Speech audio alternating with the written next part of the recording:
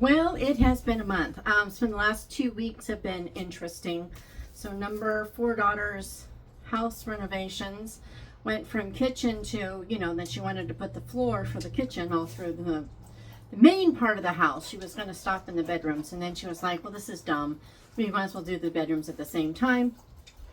And the dogs need another drink because reasons. But I don't know. But when the guy started putting the floor in, we got a water leak. He's going to have a water leak. And that became a plumbing fiasco because the plumber's the one that put the stuff in, plumber number 1. Reattached the plumbing and all was well. Are you seriously going to go get more water? No? Okay, good. I was like, all of a sudden, do I have diabetic dogs? What's going on here? But no, it's hot and a little bit humid. Neville, you can make it. The door pushes. Yeah. They came back and fixed it. Then they came back and fixed it again after she left a bad review because it's clearly not fixed. And the fixed again, that time they went under the house because the leak coming from above something clearly has to be from under the house. Yeah, that didn't do it. So we get the plumber out that did our pipes when we had the gas problem. And at first he didn't find it and she thought she was going to go crazy. Can you blame her? And then he was like, there it is. So he fixed it, all is well. And trying to remember if that was the end of it with him at first. I think it was. I think all was good. But the next day or the day after, so these are just like a few days apart from each other, this under the house, this other thing, and then whatever. She notices there's water spraying under the house by the washer dryer area. So all last week I was dealing with this for her while she's at work earning the money to pay for all this, right? And yeah, it was a nightmare. And on Friday, the insurance adjuster came out. She finally called insurance and said, hey, is any of this covered? Well, apparently, here's the deal.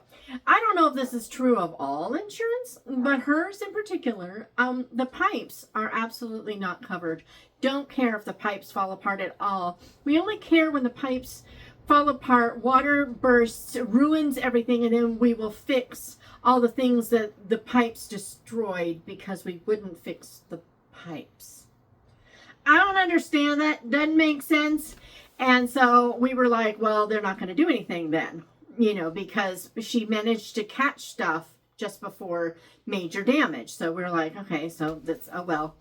Well, they went to tear out the shower because as these things keep happening, she's like, we might as well just do everything at once since they're already going to be in there. Because they have to replace all the pipes under the house. When that one leak was there, he's like, okay, I found this. And then they find out it's this type of pipe. It's called, I think it's Kest. It's Qest. It was really huge in like 70s to 90s. It was going to be this revolutionary new pipe, right? And everybody was like just raving about this awesome pipeness. Yeah, well,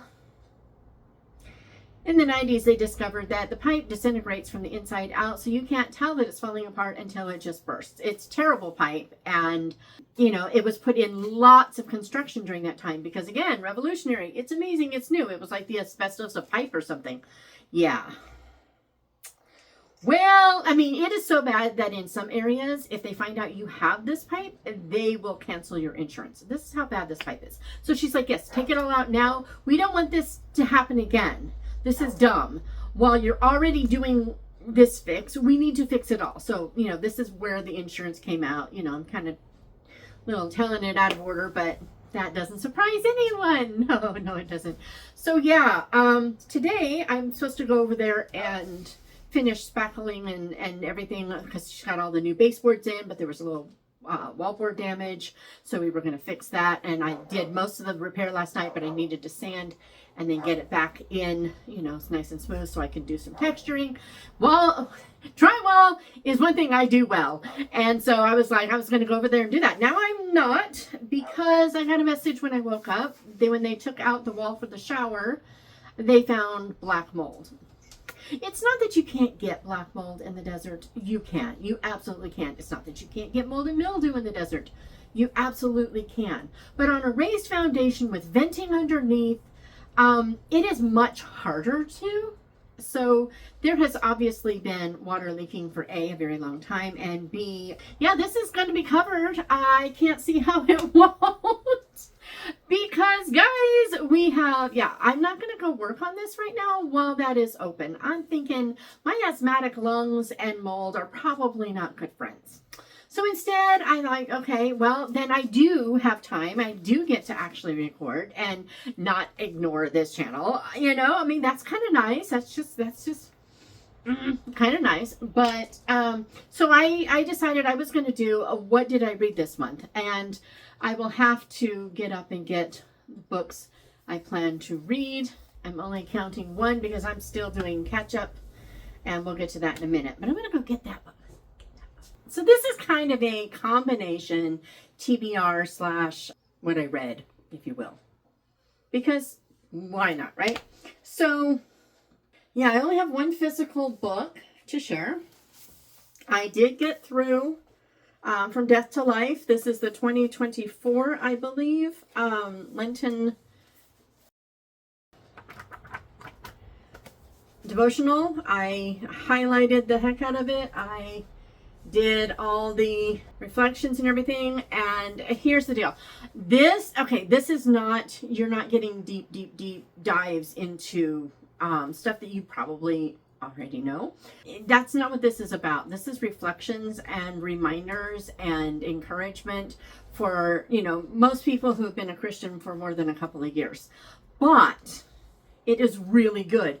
Where my absolute only complaint that I have about it, and it's probably a personality thing versus let me see if I can find an example. Versus something wrong with it. It's probably me, not them. But, okay, so here's a good example. Day 23 had to do with trading selfishness for selflessness, okay? And the first question was, how do you struggle with selfishness? Okay. And it's a really good one because I would say that is probably one of my biggest besetting sins, if you will. And so you answer that question. And it says, how does the gospel compel you to be selfless? That was a great way of wording it. And I think I can tell that each devotional isn't all written by the same person. I think I noticed that there was enough writing differences and focus differences that I think it's written by more than one. And then it tells you to write a prayer about whatever. But sometimes, let's see if I can find one. Okay, so it says on this one, let's see. So it's day 18, and it was fighting lust with Christ's power. Okay? And it says, read 1 John 2:16-17. Why does lust not come from the Father? Okay, I didn't even answer that question. Because I got caught up and a little irritated with the second part. It says, how does knowing that earthly pleasures are fleeting help you in your struggle with lust? And there were lots of questions like this. It doesn't, okay? I answered in my sarcastic Shatona way. I was like, knowing doesn't help. Knowing is only that. Knowing. Like believing, the demons probably know. Keeping my head and my mind rooted in Christ, however, yeah. So there were a lot of things like, how does knowing this change everything? I really loved the hymns and the reflections on the hymns. Those were really cool. See, this was a better option. This is what aspect of Christ's forgiveness, freely given, sufficient, eternal, resonates with you the most and why? That I could get behind. Here's an example. On day 5, taking up our cross. It says, how does knowing Jesus took up the cross for you encourage you to take up your cross for him? There were lots of questions like, how does knowing this about Jesus make you do the same? It doesn't. It maybe it's a personality thing. I was like, it doesn't. I'm firmly rooted in the knowledge that all I do for him is nothing. I desire to do it because he asks me to. That is what matters most. That is what speaks loudest to my heart. It was very strongly rooted in how does this feeling and this knowledge really affect you and make you feel and change. And the word makes me change. What he says to do, how he says to obey, and my gratitude for what he has done. That's it. The very specifics making me do that very same specific. Yeah. In a sense, there were the questions had a deep underbelly of, and it was always one question in each one, usually the second. It was kind of weird, but it kind of had this deep underbelly of, well, what would Jesus do? That whole WWJD thing seemed to like permeate those, and the ones that it did, and I would say it was about half of the questions, really annoyed me because they're just questions. I really shouldn't say it annoyed me because it makes it sound like the book annoyed me. It didn't. The question itself annoyed me, but the question wasn't why I was doing it. I was doing it for the information that came before it, the reminders of who Jesus is, what he has done, and what that means to us. So because of that, I highly recommend it. I'm going to be doing another one. I've already got next year's. I bought 2 so I could choose which one I wanted to do. Already there, already set, already doing it. So life is good.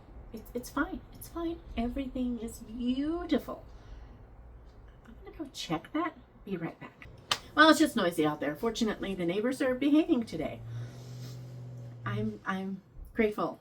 Thank you, Lord. So yeah, that was the first thing I read. The rest of what I read, I did read one physical book, but the rest were audio because I was doing a lot of work on Kayleen's house. And so, yeah, made a difference. Okay, before I get into these, so I go to Goodreads to get all of my books that I read so that I've got don't forget any of them. If I need to look up what I had to say about something, and I was like, what was that about that thing? I can't remember. It's kind of bugging me. If that happens, then I've got them, right? So I always keep my Goodreads handy. And mostly because I can read the tabs instead of having to flip through my journal. So it helps. But while I was on there, making sure I had them all plugged in, because I hadn't even been plugging them in, I realized that 2 things have stopped me. Number 1, Vera Wong did a number on me. Because, yeah, I haven't input anything. I didn't put that one in and haven't input anything since then. Also, Goodreads isn't working. My currently reading shelf is not updating. I can't add to it, and when I update, it isn't updating. It's not working, and it's really annoying. So if you know why, I would love to know why. If I need to do something somehow, clear the Goodreads cookies or something. I don't know. I haven't done that yet. It's always so frustrating to remember how to clear just the cookies from the one site. It takes me a while for my brain to do that because it wants to do the all-in-one, and I don't want to clear all my cookies. I don't want to have to do the password thing again. I'm lazy. This is the thing, guys. I'm lazy. But anyway, while I was in Goodreads, in the feed, I think it was Kate Willis who did, what's that book that I just read? The Stars, If the Stars Awaken. She had this book. I'm going to read this. She had this book, The Wrong Way Home by Kate O'Shaughnessy, on her Want to Read. And I'm fascinated. It says, 12-year-old Fern believes she's living a noble life. But what if everything she's been told is a lie? Fern's lived at the ranch, an off-the-grid sustainable community in upstate New York, since she was sick.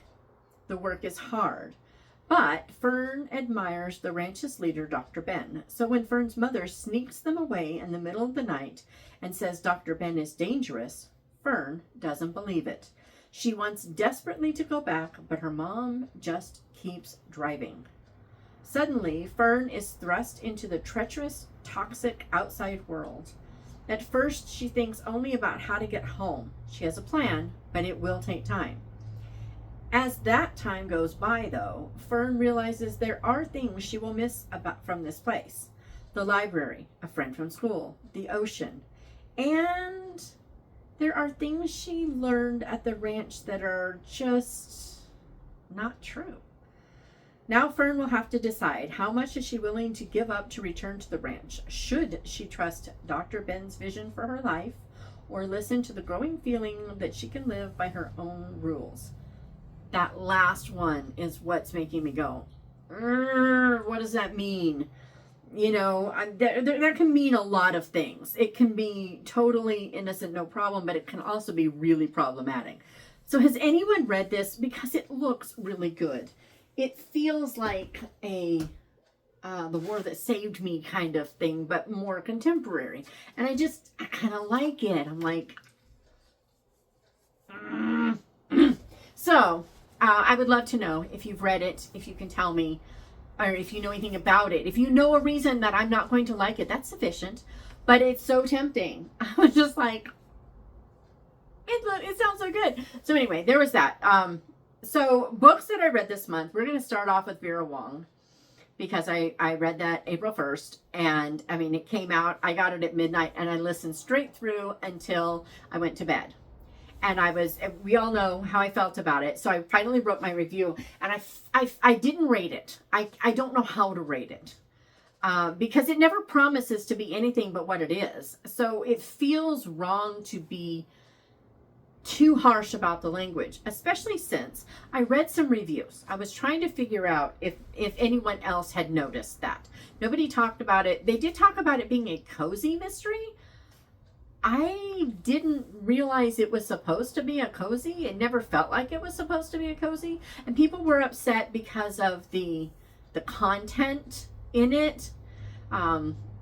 It's really funny because it doesn't take long for you to figure out what's going on, but I don't want to say it because catching that moment when you realize exactly what it is, even though it's way before the reveal, and it's supposed to be. And some people were like, "That was really obvious." I'm like, "I think it's supposed to be, guys."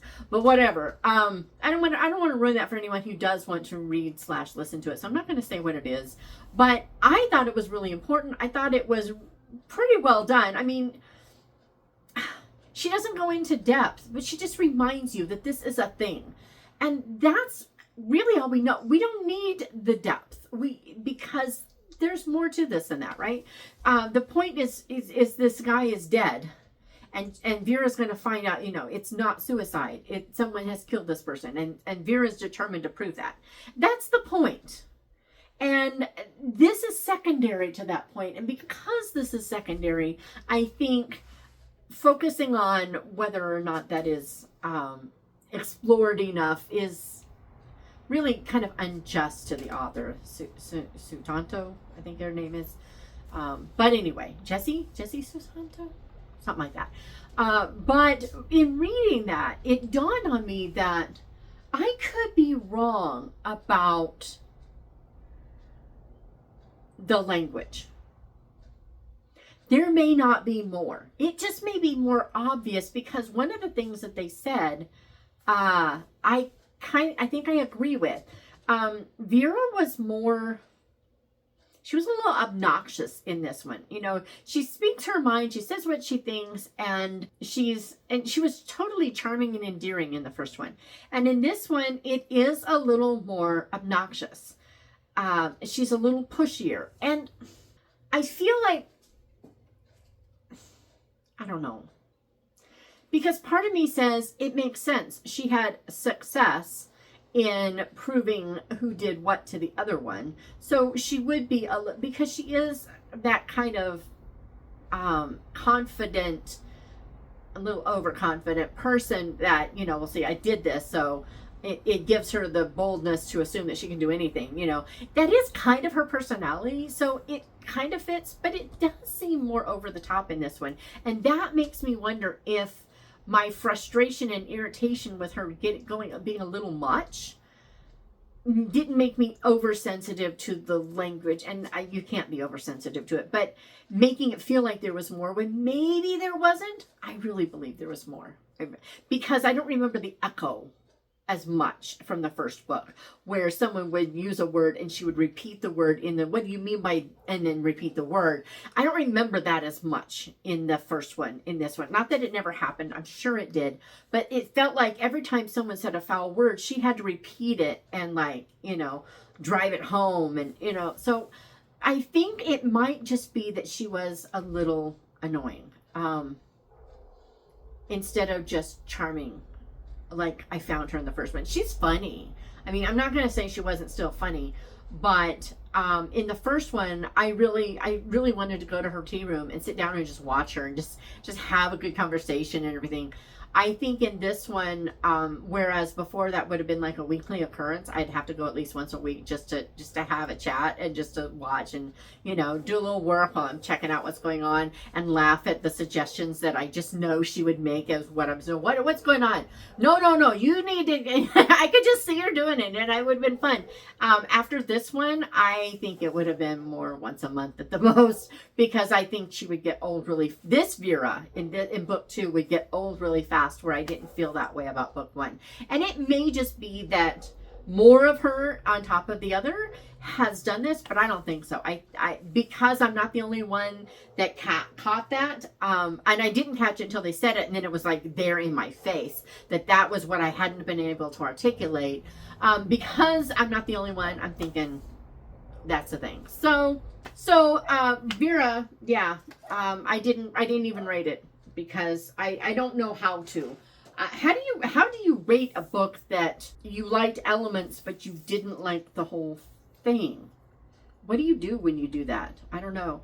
Oh, I didn't put the Harvester in here. I'm going to put the Harvester here because whatever. So Ashley and I reread the Harvester. Loved it. I actually do have a few pages left that I haven't finished up yet. Forgot that I had 3 books that I had to read and review by the end of this month, last month, and I totally forgot about that when I made plans, and so I had read other things before I remembered that, so it was like this big push at the end. And it was great to get back to David and just who he is.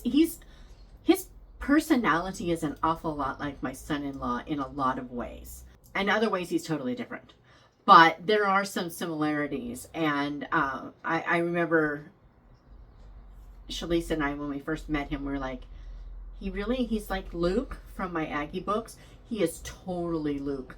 I wrote my son-in-law into that book before I ever met my son-in-law. It was the weirdest thing.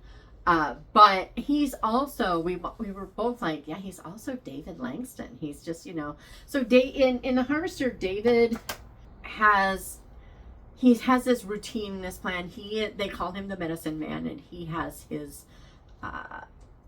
farm where he forages for wild herbs, and he grows things like ginseng. He grows his ginseng wildly. He keeps it in a wild environment. He moves wild stuff to a bigger patch on his property, but he keeps it wild because it is much more highly sought, and, you know, but so he's got his life, and he loves his life, but every spring he asks the dog, he's 26, so I don't know how many springs this has been, but he asks the dog, you know, are we going to keep our life as it is, how we like it, all the things, or am I supposed to go courting and bring home this awful woman? Well, apparently this time he was a little too intense about his questioning, and the dog is like, and all the dogs, right? But this time the dog got a little too excited at just the wrong moment, and so now he's supposed to go courting, and he's ticked off until he has this vision of this girl he calls his dream girl. And Ruth, he finally finds her, and it's all the story about Ruth's past, her life, her coming to this area. And Ashley had this brilliant, I had never caught it. So there is the river that goes through near Geneva, where all of, you know, Gene Stratton-Porter's Indiana book kind of take place. It's all there at the Limberlost, right? And it's the Wabash. And then the name of the town in this book is not is a fictional town. It's Onabasha. And so she had this whole theory about where the name came from. I'm like, you are a genius. Right on, girl. And I still owe her my email. I've got all these notes to send her, and I still haven't sent it. Love you, Ashley. Sorry. It's been a month. It's just been a month. But just being back right now in Indiana, in my reading and in my head and all these, it was so nice. I loved it. It was kind of what I needed. I would come out and I would sit out here and I would just be so exhausted, and I would just reach over and I would read a few more chapters and I'd be like, okay, I can move on. If you just want, in a sense, I feel like Gene Stratton-Porter and Ellen Montgomery, they were pretty much contemporaries. I think they would have been good friends. I think they would have understood each other. They were both highly romanticized in their outlooks, in their books anyway. And they really respected nature and loved nature.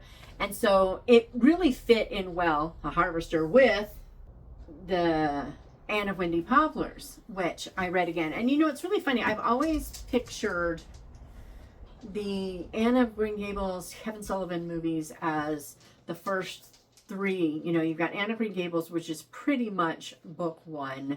And I don't remember if there's much of book two in that one at all. But then I've always mentally had it in my mind that movie two was books 2 and 3, but it's not. It's books 2, 3, and 4. And it's more of Anne of Windy Poplars than it even is of the other two. I mean, like, Patty's Place never makes it into that one. And I mean, that's pretty much all Anne of the Island is the whole Patty's Place scenario, right? And of course, you know, they left out Davy and Dora and all that. But reading this one, I liked it way more this time than I have in previous times. It's not that I didn't like it. I've always loved it. But this time, I think I'm older. I mean, it's probably one of the ones I've reread the least. And I don't know why that would be, but I feel like it is. And I think as I'm older and I can appreciate the characterization more, her characterization is so brilliant. She just understood people, and she did such a fabulous job at showing them faults, virtues, everything all just piled in, because that's what people are. And it's not that she never tells you what to think, so to speak, but for the most part, she doesn't. She lets you kind of have your own opinions on things, which is really cool. I mean, there are times that Anne has an opinion about someone that I totally disagree with, and that's okay. She would disagree with my take on stuff, and that's because we're different people and we've got different opinions. But I loved so much seeing, because I was reading this book and I'm enjoying the book for itself, but in the back of my mind, I'm also comparing it with the second Anne of Green Gables movies, and so Anne of Avonlea, and when I'm comparing, you get to see what characters got mushed together. The Emmeline Harris in there, you've got the little Elizabeth next door, but it's not exactly the same, because that other character over here with the sickly people, those got mashed in. And I mean, and it's funny because I was reading the book and I was seeing these characters and they look like the people in the movie, Anne of Avonlea movie.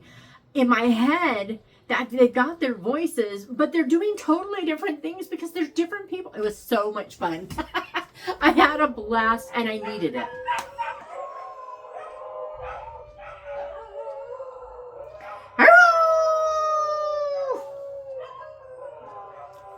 They like it when I howl. The next book that it's not the next one I read. I'm going to say that and it's going to be a lie. I'm just going to say that up front now. These are not in order. I will probably say the next one I read. I mean the next book that I'm going to talk about that I read. So that's what I'm just going to put that out there up front, get it out of the way, and then we can move along. Okay, so next up, Playing for Keeps by Deborah Raney. I read the first one. It came out originally in like 2004 or something like that. Yeah, that's when I read it way back then. I read the sequel, Playing for Keeps, and this was an ebook, and it was a novella, so it was pretty short. But in the first book, we have a widower, and it's funny because I don't remember this story. I know I read it, and there were little tiny elements that I remembered, but I don't remember the story. What I remember most is that he had a wife who loved this certain author's books and had actually taken notes in them, and they're historical fiction novels, right? Well, in that book, that author actually comes, after his wife dies of cancer, that author actually comes to the inn. And because it's a romance, it's no shock that, you know, things happen and eventually they get married, right? So this is their book in the marriage. You know, they've been married for less than 2 months, I think. And there is a huge misunderstanding, not the kind that, you know, romance novels are known for, where, you know, if they just talk about it, all will be well. No, this was, personally, I agree with the husband, okay? Something happens and she feels disrespected in public by her husband. I have no problem with her feeling disrespected by her husband. I don't think he intended to be. I don't think he thought about how it would look. He was being a guy in a work environment and not really thinking about how this here affects this over here. And it all has to do with, you know, popular fiction versus classic fiction, you know, in snobbish elite circles kind of things. But her reaction was way juvenile. And yet, I'm going to say, I know people who would have reacted the same way, who would have been just as upset. And so it's my opinion that it's juvenile. Other people won't agree with me, and that's fine, you know. But I'm like, yeah, you're being ridiculous. The fact that you're upset is not ridiculous. How you're reacting and how you're behaving because you're upset is ridiculous. And I was totally behind the husband. I'm like, yeah, this is dumb. What isn't dumb is that as this story progresses and he's talking with this older woman about things, you know, she's just like, you need to remember that this woman is not your first wife. She is different. She responds differently. She has different likes and things about, and you like these things about her. But because you like these things about her, you have to remember that the fallout from, you know, something pushing against it and creating a negative thing is going to be different. And you can't expect her to behave like herself here and like your dead wife over here. It doesn't work that way. And so it was a really good story on how to, you have two different people and you become one, how to stay one when those two parts are pulling apart. And so, you know, in this one, she gets an opportunity for a research and a book tour trip to Paris. Her publisher is going to pay for it. She goes just a few weeks after getting married, leaves the husband behind. She's thinking that a break will probably be good so they can just like get to terms, because things haven't been pleasant since this event.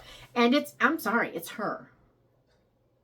And maybe she knows herself well enough to know that she needs this.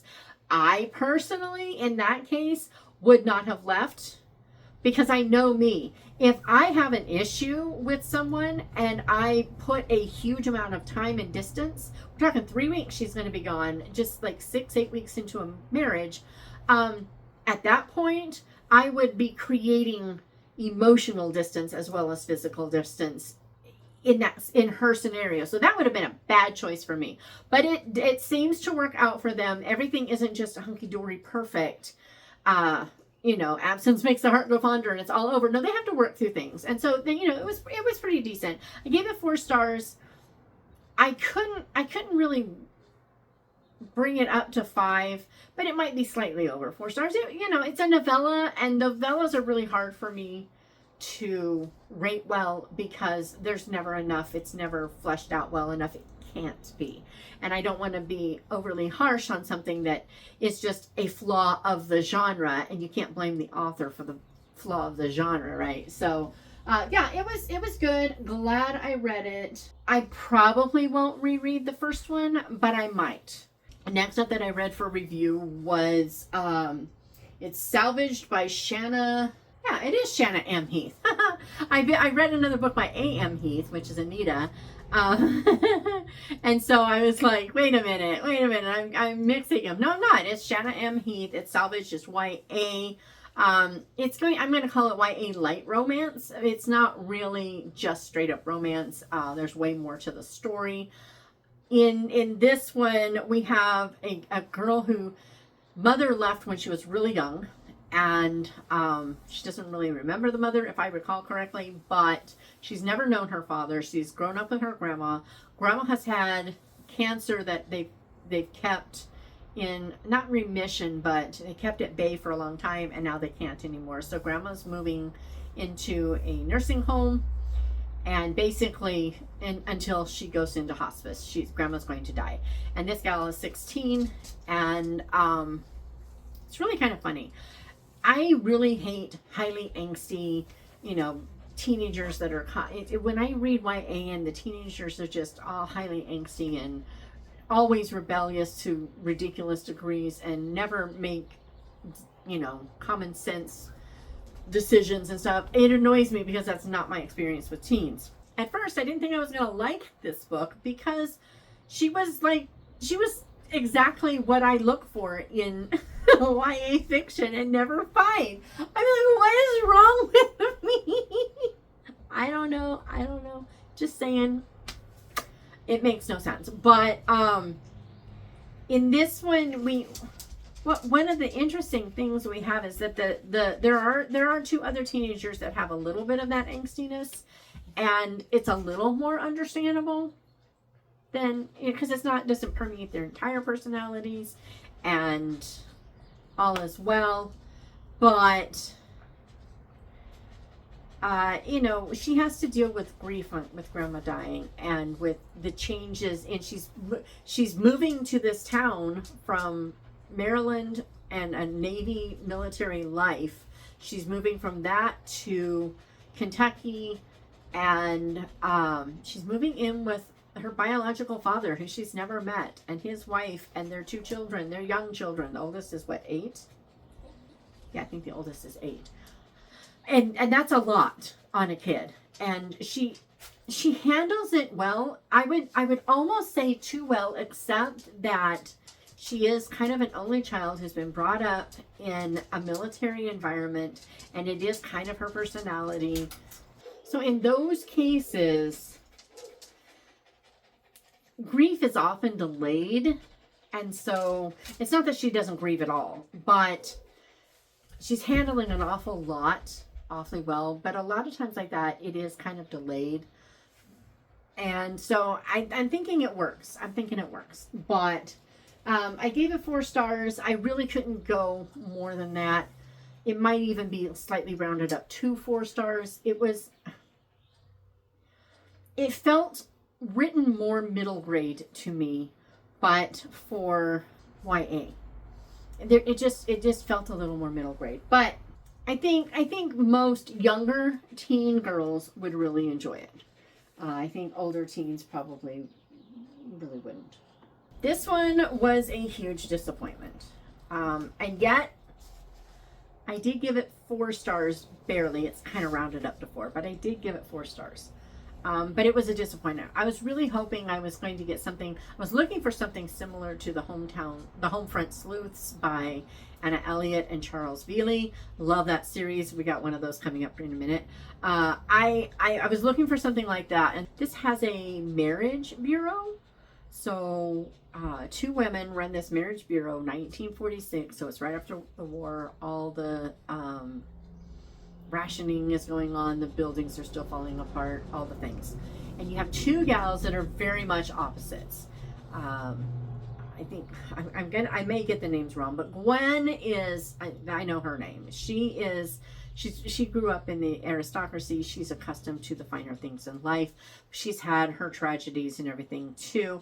She has access to a part of society that most people don't. So there's that. Over here we have Ivy. I'm pretty sure her name is Ivy. If it's not, it's something Iris or something close, but I think it might be Ivy. It might be Iris. I don't know. It's I something. She was part of the SS and has some serious training and some demons and on all the things. So she has knowledge, skills, and more of a comfort with a side of life that Gwen doesn't know anything about. And so they really do pair well. And they're running this marriage bureau. And at first I was like, you know, when you probably had 2 women for every man, why would men sign up for this? You know, I can see why women would, but you would have to have men sign up or you couldn't. But then I realized, you know, it actually really fits because, yeah, there were a lot more men for every woman because so many men had died, you know, the younger men anyway. But then on the other hand, if you think about it, I think I said woman instead of women, whatever. But if you think about it, a lot of these men came home broken in some way. They were missing a limb, an eye. They were suffering from PTSD. They had serious burns and scars on their hearts and souls. And, you know, so they might not feel comfortable putting themselves out there in a way that they might have before the war. But with someone setting them up, this other person already knows, you know, at least enough about them that might be willing to give it. So it was really actually a pretty brilliant thing. I thought it was really neat, and I liked the after-war stuff. All of that was really great. I liked their personalities for the most part. Ivy or Iris or whatever her name is. Now I'm really thinking it's Iris, but whatever. She's a little cavalier with her personal physical life. At first we have a married guy she's having an affair with. She makes it clear that she's totally comfortable with whatever. Not really. It's not a huge part, but it does come up and it bothered me. But what bothered me more was there was and she talks about it rather cavalierly, you know, and it makes Gwen uncomfortable. So there are definitely opposites there too. But what bothered me even more than that, because she kept us out of the bedroom. We know what has and or will happen, but she kept us out.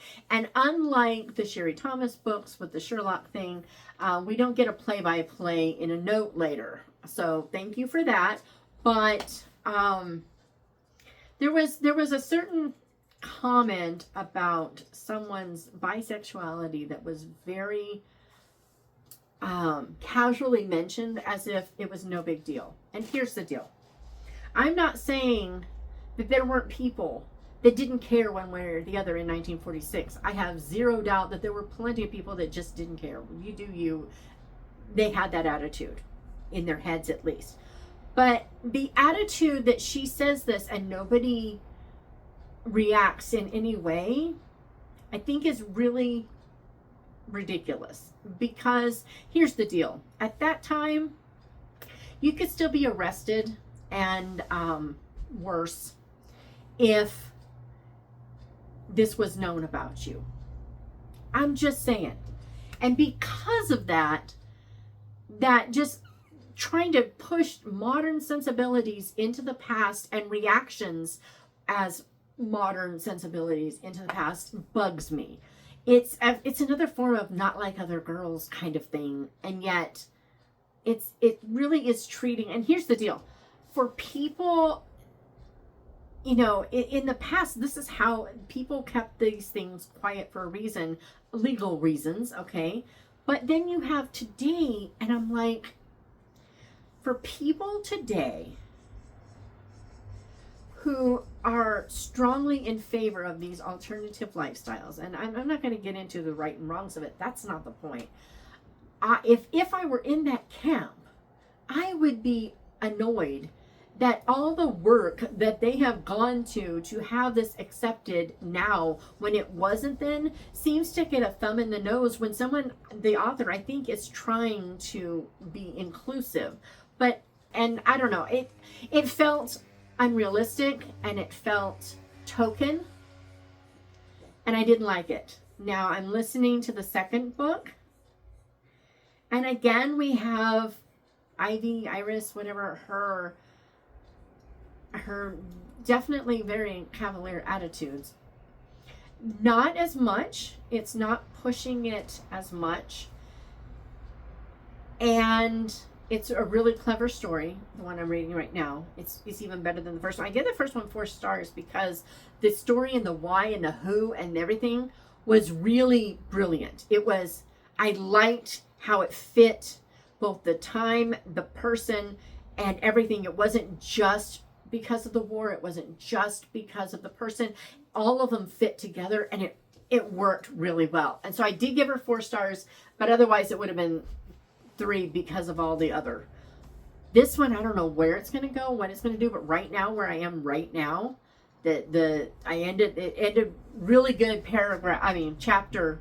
It was a really good chapter cliffhanger. I was like, whoa, did not expect that coming. So, and I should have. Now that I think historically I should have, but I did not see that coming. So depending on what happens in here, where this goes and what it does, I don't know if I'll be continuing the series. I can't recommend them right now, but there's a chance. We shall see. But that was the right sort of man by Madeline somebody, I think. No, totally off. Allison Montclair. Totally a Madeline. Anyway, so there was that one. And then I read the next Cheeringham. So, they're really short little mysteries, like 3 hours. And they rarely have any foul words. Once in a while, there'll be a mild expletive that I don't appreciate. But it's rare, and it's always very mild. But this one was extra clever. So in this one, an illusionist is found dead in his house. He has this really cool house, and just listening to about the house, that was really cool. And then all the things that happen with that, they got me on this one 100%. And I can't say more really, because any more than that is just angling for a spoiler. I should have seen this coming, and I totally didn't. I loved it. It was so good. And, getting to see more of Jack and Sarah. I swear they are just slowly but surely trying to bring Jack and Sarah together in a romantic way. We're on 48 of these. It's been multiple years, at least 10 years. And there's nothing. And I love it because they don't give, like, those tender moments and everything's going to change, right? They don't give those, but they do drop just a little bit of a hint here and there that maybe something, and it's only been in the last, I don't know, 6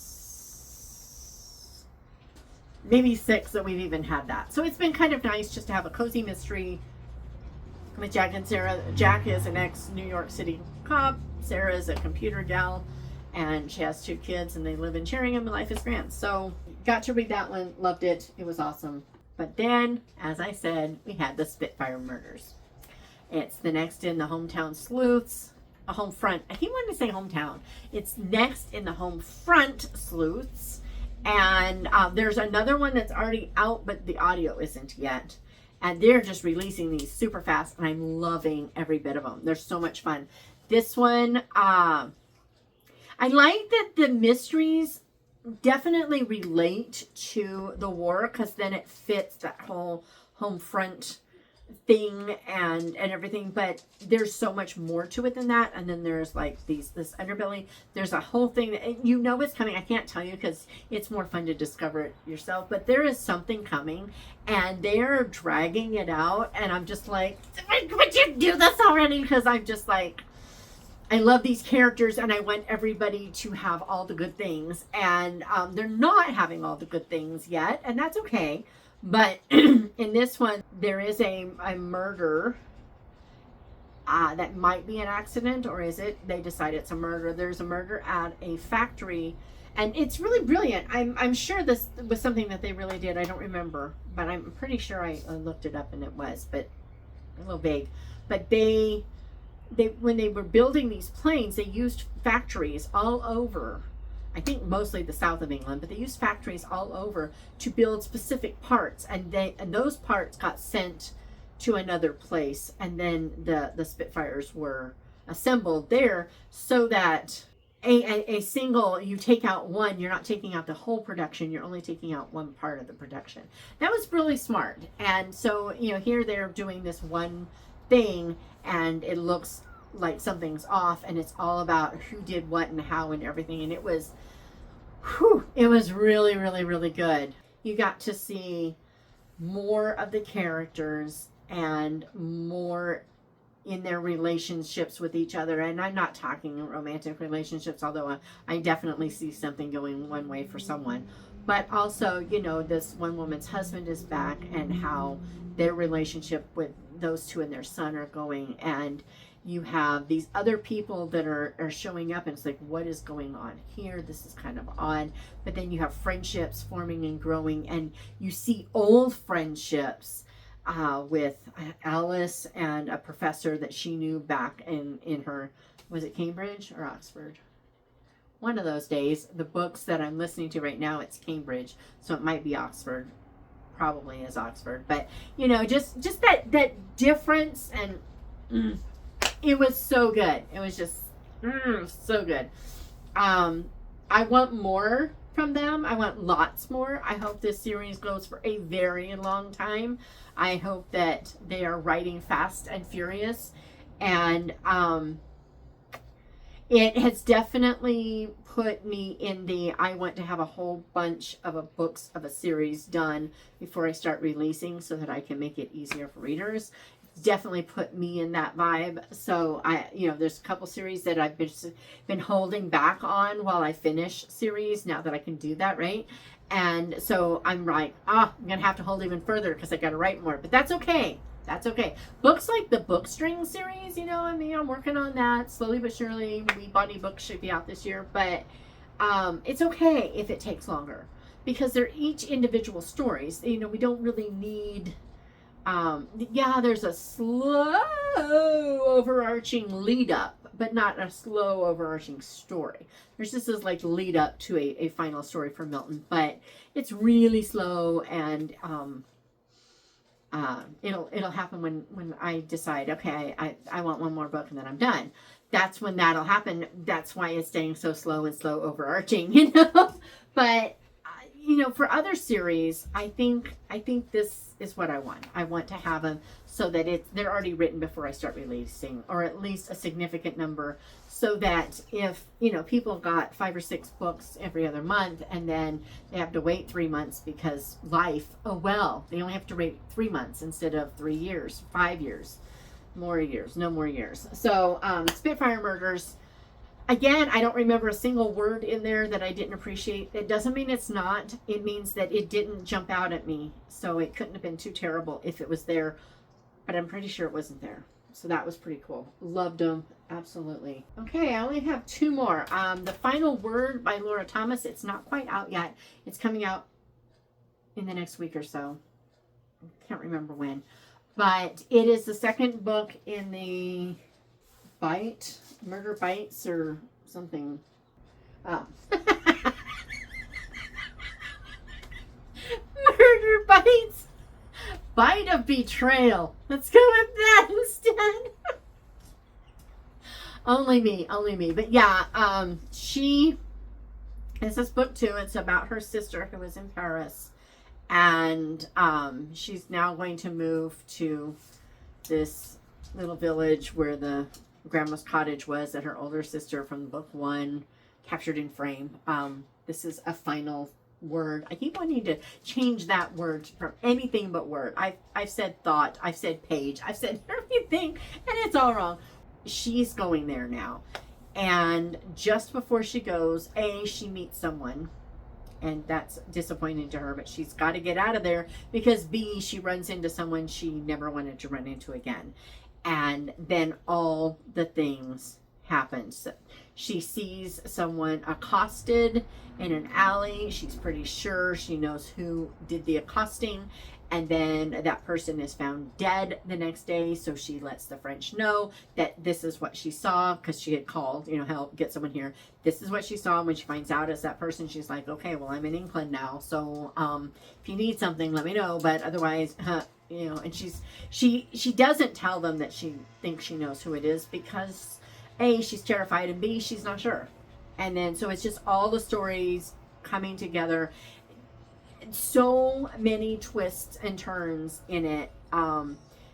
Laura Thomas doesn't pull back. When you think that they're going to get away with something, then something terrible has to happen before anything can move on. It's like she's finally going to get out of this scenario, and then, well, this terrible thing has to happen, and then maybe we'll eke her out. Obviously you have to have your character, your protagonist has to make it to the end, but she does everything in her power to make sure that she eked through by the skin of her teeth in God's grace. And so it was so good. It was so much fun. The questions from book 1 are still there about some other things. I'm like, what is going on? I don't understand. Something's happening. It's like, give me the next book. And so, it's romantic suspense. I'm going to say, I feel like this one is even heavier on the romance side than the first one. And yet, I'm going to say I liked the romance in this one better. So explain that one to me, because that's not normal. But that first one had a moment in it that reminded me of a scene in Wuthering Heights. It did that same jump thing to me. I literally jumped while reading a book, just like I was watching a movie. It was so good. And in this one, you just had things that you went, wait, no, so it was pretty cool. It was pretty cool. Really liked it. And yeah, looking forward to the next. Last up, Until Our Time Comes by Nicole and Miller. I had this as a physical book. I read it as a physical book, but I have it in a box in the house for Shalise. So yeah, no book, but that's okay. We're just doing all the digitals today, and that's just gonna be life. This one, I've been looking forward to this ever since I talked to Nicole about it on the podcast a year ago or more. So Until Our Time Comes takes place in Poland during World War II. It starts in 1939, just before the invasion of Poland. And it's like the Janov Prodinsky something or another, I don't know his name, stables where they had the finest Arabians like in the world housed there, and they were breeding them, and she's there, Lydia, maybe, I don't know.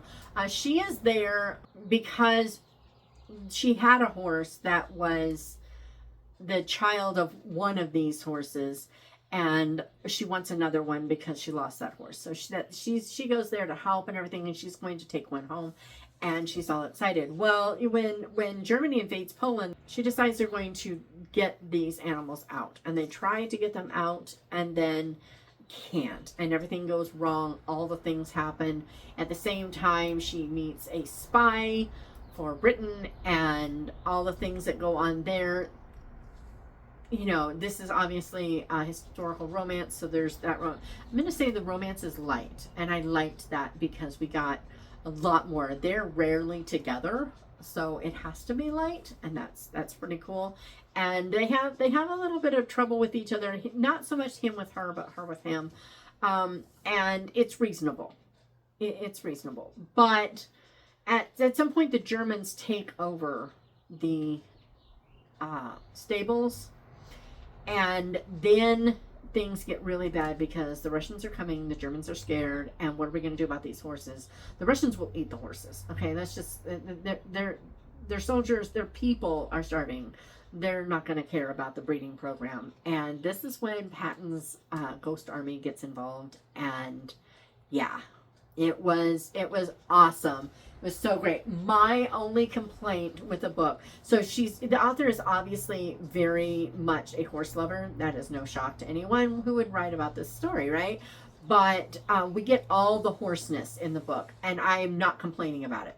It never feels like it's just loading. Sometimes in historical fiction, you feel like you just get buried in historical facts and you don't get the story. We don't get buried in horse facts without a story. That's not true. Where my complaint is, and it's my only complaint, I still gave it 5 stars, but it's closer to 4.5. My only complaint is at the end of the book, she is doing some really fascinating things, and we don't really see them. We are told that it happens. We get it from the spy's point of view that he finds out about it, or we get it in an aftermath. We never actually get to see it taking place, and it was such a neat part of the book, or at least it could have been, that I felt like I kind of felt cheated for that only. Otherwise, loved the story, and it's a minor complaint because the rest the point of the book is saving these horses. That is the point of the book, and for that we got it all. But I really wish I had gotten to see that other part of her time there and what she was doing, because I think it would have just been really, really interesting. And we didn't. But yeah, that's what I read in April. You'll notice what I didn't read. I didn't read my April Chantal book. Didn't get to that. Like I said, I forgot all those things, all the housework. And, I am trying to finish a book. Where is... Oh, there it is. But for that reason, because I didn't get to a lot of things, I'm still not doing a major TBR. I'm going to read my April book. But the only thing I'm adding, I'm not even adding in my biblical studies book. It will happen. I'm not concerned about it. It's going to happen. But the only thing I'm pulling out is this month's Chantal. I've read it so many times, it actually has water damage and all kinds of things. It's so damaged, but that's okay because it's our book and I love the book. So Michael Phillips, the 11th Hour, this month it's supposed to be a favorite because this is Chantal's birthday month. Go say happy birthday to her. Happy birthday! And it's the first book in the Secret of the Rose series. It is so good. Michael Phillips. It's probably his best. And so I will be reading this, but I am going to see if they have it on audio. I haven't looked yet. If they do, I will definitely be reading that way. Just as a slightly different, assuming the narrator's good. If the narrator's not good, forget it. But yeah. So that's it. That's my TBR, my single TBR. Yeah. How do you like my stack? Isn't it great? Yeah. But it's what it is. I gotta do what I gotta do, and I have to finish a book fast, really fast. So all the prayers for finishing Pointed Suspicion would be super appreciated, so that Krista can move right along into that. Everyone who subscribed, thank you. She's finally monetized. I'm so grateful. I want this woman paid, and what I'm able to pay right now is too little for all the work she's doing. So we're gonna make this happen somehow, some way. So yeah, and I'm wearing my Team Atticus, not Finch shirt, because tomorrow, Wednesday, the BirdSong anthology from the Mosaic collection comes out, and Milton is in it. It is not a book strings novella. It is a long short story. I don't even want to call it a novella, maybe a novelette. It's not even, I don't think it's even 20,000 words, so it's pretty short. But it is Once Upon a Parlor, and Milton does make an appearance and a huge difference in this guy's life, but this is going to end up being its own series someday. Right now it stands fine just the way it is, but someday Cedric and Freddie and the gang are going to have Cedric's going to have a cat. We're definitely getting Cedric a cat. You got to choose a cat for him. But also B, we're going to have some fun in this town. Anyway, so what did you read in April? What are you reading in May? What do I need to know about? What have I missed while I've been in all these throes? And I hope I will be back. I really, really hope I will be back on Friday with something. I'm thinking about maybe a list of books to read when everything is going wrong around you. I'm thinking that's a good list. I need to make that list because, yeah, if it can go wrong, it has lately. On the other hand, on Saturday, my daughter and I went to the pottery place and made butter dishes, and I will put a picture in here of the little butter dish that I made. Maybe I'll put hers in too, but yeah, that was a lot of fun. I really hope my little bird on top of mine makes it. We'll see. I mean, that's a lot of clay to dry hard, but it is small enough that it's not that much thicker than the walls, and so maybe, I don't know. I'll see you later. You have a good week.